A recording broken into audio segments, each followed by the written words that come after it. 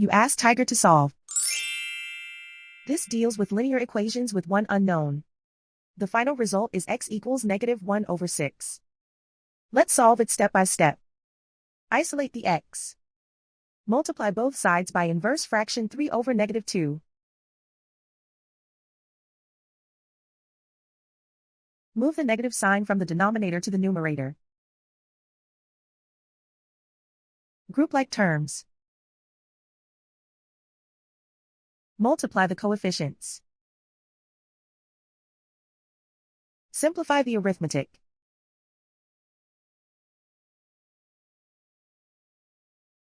Move the negative sign from the denominator to the numerator. Multiply the fractions. Simplify the arithmetic. And so the final result is x equals -1/6.